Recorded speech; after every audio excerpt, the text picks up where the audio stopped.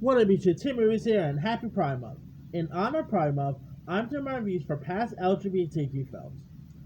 So, here's my review for a classic, and that is the 1972 film simply titled Pink Flamingos.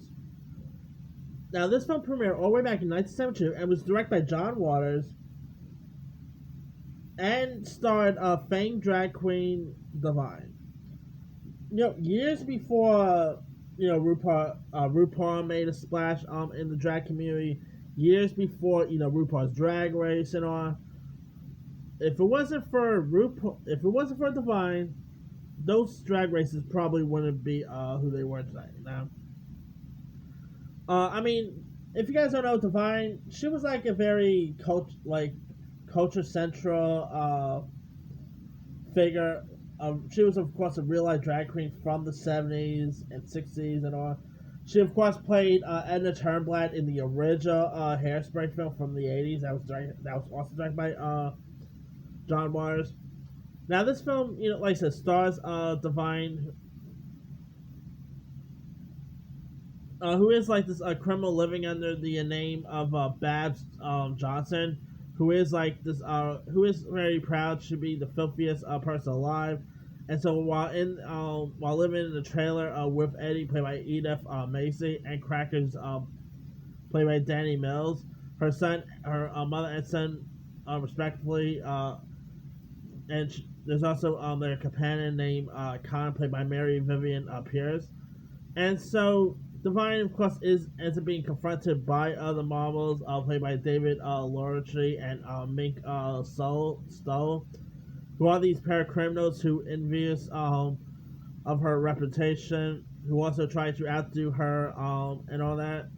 The characters also engage in like very bizarre, like crude situations. And I'm not even joking. This movie is actually rated NC-17 for like some sexual content and crazy stuff that ends up happening throughout. I mean, it's a really messed up film from the 70s. John Waters, pretty much would say a legend in his own part. I mean, John Waters has always pretty much been the man.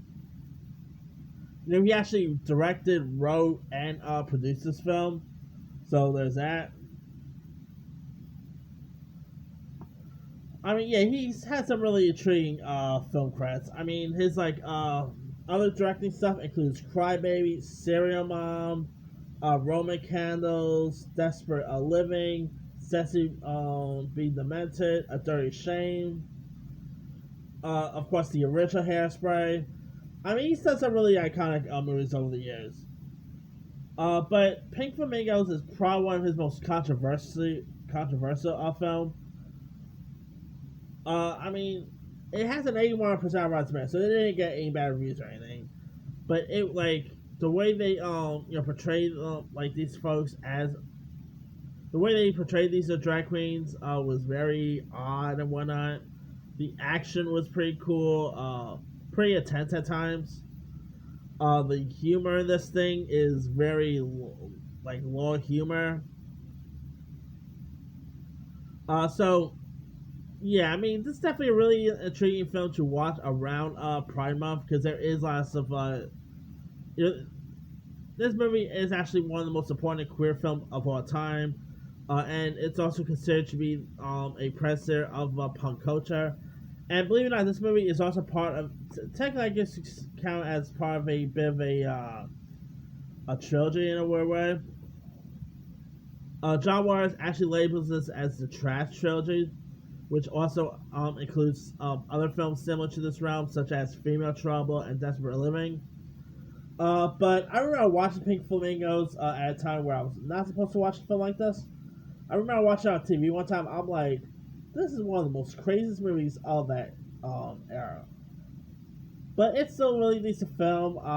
Very weird, but really intriguing film. I mean, Divine was a legend, R.I.P. Divine, gone way too soon. But let me lead you guys. Have you ever seen the 1972 film Pink Flamingos? And so, what's of it? Were you a fan of it? Were you not a fan of it? Were you ever a fan of Divine's work? Drop comments below. Don't forget to like, subscribe, hit that bell for more notifications. This is Timmy sign off.